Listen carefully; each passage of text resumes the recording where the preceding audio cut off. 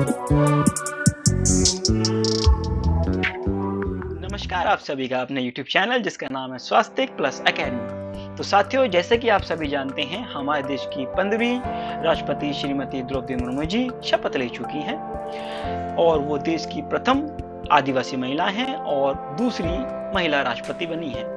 तो स्वास्तिक plus academy की तरफ से और पूरे देशवासियों की तरफ से उन्हें राष्ट्रपति बनने की हार्दिक शुभकामनाएं।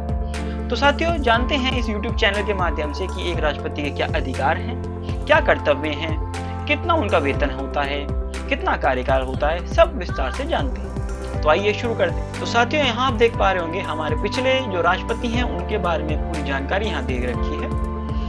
प्रथम राष्ट्रपति डॉक्टर राजेंद्र प्रसाद, जो भारत के प्रथम राष्ट्रपति थे और 2 बार चुने जाने वाले राष्ट्रपति रहे। इस प्रकार आप पूरी जानकारी यहाँ पर देख पा रहे हैं। इसके बाद आप यहाँ देख पा रहे हैं 14वें राष्ट्रपति जो रहे हमारे श्री रामनाथ कोविंद जी। तो यहाँ पर हम देख लेते हैं राष्ट्रपति से जुड़े हुए कुछ मुख्य तथ्य, जैसे कि सबसे पहले प्रेसिडेंट ऑफ इंडिया आर्टिकल 52, यानी भारत का एक राष्ट्रपति होगा वो आर्टिकल 52 में होता है। वह एक नॉमिनल हेड होता है, यानी कि वो नाममात्र प्रधान होता है, क्योंकि वास्तविक प्रधान जो है वो प्रधानमंत्री को माना जाता है। उसके बाद वह देश का प्रथम नागरिक होता है। विदेशों से जितने भी एग्रीमेंट यानी अनुबंध किए जाते हैं वो राष्ट्रपति के नाम से ही किए जाते हैं। वो तीनों सेना के प्रमुख होते हैं। यहाँ पर मैं बताना चाहूंगा जाकिर हुसैन जी और फखरुद्दीन अली अहमद जी ऐसे राष्ट्रपति थे जिनका निधन उनके कार्यकाल के दौरान हुआ। इसके बाद आप चेक कर पा रहे हैं 12वीं राष्ट्रपति श्रीमती प्रतिभा पाटिल जी, जो देश की प्रथम राष्ट्रपति थी, वे 2007 में चुनी गई थी। इसके बाद आप देख पा रहे हैं डॉक्टर राजेंद्र प्रसाद, जो कि देश के प्रथम और 2 बार चुने जाने वाले राष्ट्रपति रहे। इसके बाद हम चेक कर पा रहे हैं नीलम संजीव रेड्डी जी, जो सबसे कम उम्र में आयु में बनने वाले राष्ट्रपति थे। लेकिन अब जो श्रीमती मुर्मू जी हैं वो सबसे कम उम्र में बनने वाली राष्ट्रपति है। एक राष्ट्रपति का जो मासिक वेतन होता है वो 5 लाख रुपए होता है, जो कि कर मुक्त होता है, उस पर किसी प्रकार का कर नहीं लगता। उनकी पेंशन 1,50,000 कर मुक्त होती है, वो भी महीने की होती है। उसके बाद बात करते हैं उनका कार्यकाल 5 वर्ष का होता है। फिर अब बाद हम देखेंगे कि किस प्रकार राष्ट्रपति का चुनाव किया जाता है। तो राष्ट्रपति का चुनाव 5 साल के लिए किया जाता है, जैसे कि हमने बताया ऊपर। उसके बाद हम चेक कर पा रहे हैं कि इसको राष्ट्रपति के जो चुनाव हैं उसकी एक पूरी प्रक्रिया होती है जिसे हम बोलते हैं इलेक्टोरल कॉलेज। इसमें दोनों सदन, लोकसभा और राज्यसभा के जो मेंबर हैं वो पार्टिसिपेट करते हैं। ये एक इनडायरेक्ट प्रोसेस होता है और 28 राज्यों के जो लेजिस्लेटिव असेंबलीज हैं उनके भी मेंबर इसमें पार्टिसिपेट करते हैं। जैसे कि आप देख पा रहे हैं यहाँ पर उनकी संख्या दे रखी है इस तरीके से। फिर हम चेक करते हैं एक एमएलए की वोट।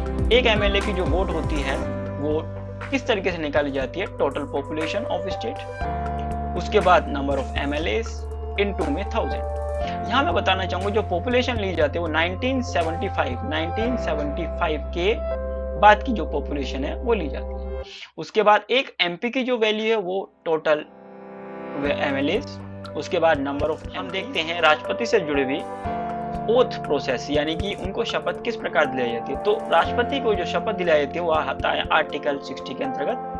राष्ट्रपति को चीफ जस्टिस ऑफ इंडिया के द्वारा शपथ दिलाई जाती है। यदि अगर वो उपस्थित नहीं होते तो जो भी सीनियर मोस्ट जज होते हैं उनके द्वारा उनको शपथ दिलाई जाती है।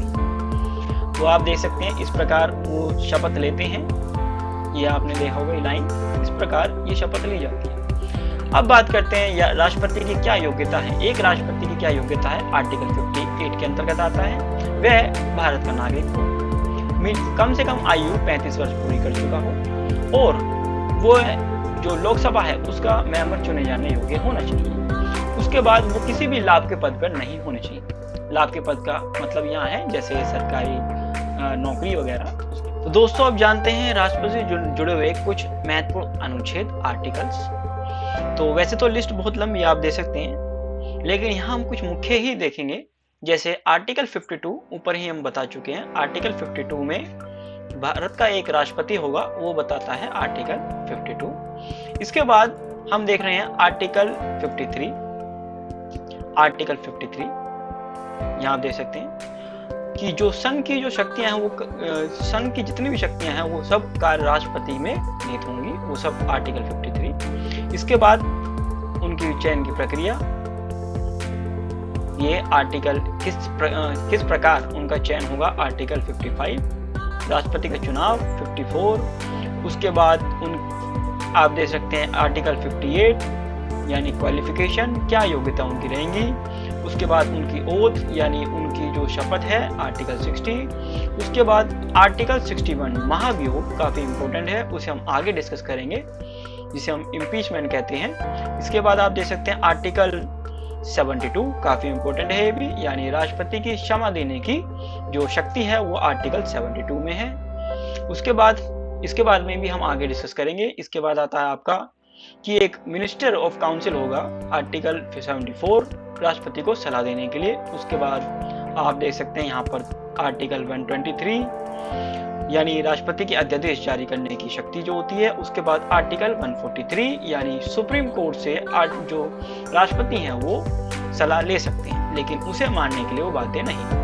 इसके बाद हम देखते हैं राष्ट्रपति से जुड़ी हुई कुछ महत्वपूर्ण शक्तियां, इंपॉर्टेंट पावर, जैसे एग्जीक्यूटिव पावर यानी राष्ट्रपति जो है कुछ महत्वपूर्ण नियुक्तियां करते हैं, जैसे वो पीएम की नियुक्ति करते हैं, सीएजी की, अटॉर्नी जनरल की, और आपके जो यूटीज हैं उनके एडमिनिस्ट्रेशन की, गवर्नर की, और चीफ इलेक्शन कमिश्नर की, और अन्य नियुक्तियां वो करते हैं। उसके बाद हम देखते हैं उनकी लेजिस्लेटिव पावर यानी वो जो है वो सदन को समाप्त कर सकते हैं, रिजोल्यूशन कर सकते हैं, एड्रेस कर सकते हैं, मेंबर्स को नॉमिनेट कर सकते हैं। उसके बाद यहाँ आप देख सकते हैं बिल को वो पास कर सकते हैं। यहाँ मैं बताना चाहूंगा कि राष्ट्रपति कोई भी अगर बिल बनना होता है तो उस पर राष्ट्रपति के साइन जरूरी होते हैं, हस्ताक्षर अवश्य होते हैं, कुछ एक बिल को छोड़कर। और यदि राष्ट्रपति के पास कोई बिल जाता है, फॉर एग्जांपल अगर हम एक लोकसभा से लिखते हैं, लोकसभा से कोई बिल होकर राज्यसभा के पास जा रहा है और लोकसभा में पास हो गया वो, और फिर उसके बाद राज्यसभा में भी पास हो गया, उसके बाद वो प्रेसिडेंट के पास जाएगा। उसके बाद ये उन पर डिपेंड करता है कि या तो वो उस पर साइन कर दे या फिर वो सदन को वापस पुनर्विचार के लिए लौटा दे। लेकिन यदि अगर वो दोबारा उनके पास आता है तो निश्चित ही उनको साइन करने होंगे। लेकिन यहाँ पर भी उनके पास एक शक्ति है जिसे हम बोलते हैं पॉकेट वीटो। चलिए आगे जानते हैं उनके पास जुडिशियल पावर क्या है। तो जुडिशियल पावर में आप देख सकते हैं कि जो राष्ट्रपति हैं वो सुप्रीम कोर्ट से एडवाइस ले सकते हैं, वो जो या क्षमा है क्षमा दे सकते हैं, यानी कि जो कोई भी मुजरिम है यदि अगर उसको फांसी हुई है तो फांसी की सजा को माफ कर सकते हैं, या फिर उम्र कैद को वो लघुकरण कर सकते हैं। इमरजेंसी, उसके बाद देखते हैं आपातकाल। आपातकाल से 3 आप देख सकते हैं आर्टिकल हैं, 352, उसके बाद 356 और 360। ये 3 प्रकार के होते हैं। एक, यदि कोई हमें नेशनल इमरजेंसी जो 3 प्रकार की होती है, यदि कोई बाहरी देश हम पर आक्रमण कर दे, हमारा किसी दूसरे देश से युद्ध हो, या फिर सशस्त्र सेना बल विद्रोह कर दे तब। देश में अभी तक 3 बार राष्ट्रीय आपातकाल लग चुका है, नेशनल इमरजेंसी। इसके बाद हम देखते हैं failure of constitution machinery in state, यानी अगर किसी राज्य में कोई सरकार चलाने में विफल हो जाती है तो हम देखते हैं वहां पर आर्टिकल 356, जिसे हम राष्ट्रपति शासन कहते हैं। असल में होता तो राष्ट्रपति शासन है, लेकिन वो शासन जो है वो गवर्नर के पास चला जाता है, गवर्नर के पास। इसके बाद वित्तीय आपातकाल, जो देश में अभी तक एक बार भी नहीं लगा है, आर्टिकल 360। उसके बाद आप देखते हैं यहाँ पर जो तीनों सेना के प्रमुख होते हैं। इसके बाद आप देख रहे हैं कि वो उन जितने भी यानी दूसरे देशों के साथ जितने भी अनुबंध किए जाते हैं वो उनके नाम से और उनकी स्वीकृति से किए जाते हैं। फिर आते हैं हम इम्पीचमेंट, या जिसे हम महाभियोग कहते हैं। आर्टिकल इसके लिए हमने देखा था 61 था, आर्टिकल 61। यानी अगर ये पाया जाता है कि राष्ट्रपति अपनी शक्तियों का सही तरीके से पालन नहीं कर पा रहे, जो कि संविधान के विरुद्ध है, तो उनको उनके पद से हटाया जा सकता है, जिसे हम महाभियोग कहते हैं। तो इसका पूरा एक प्रोसेस होता है, यानी इम्पीचमेंट का जो प्रोसेस है वो किसी भी सदन में लाया जा सकता है, ये लोकसभा में या राज्यसभा में। यहाँ हम एग्जाम्पल देखते हैं, यदि अगर वो लोकसभा में लाया जाता तो 1/4 मेंबर उस पर साइन करेंगे।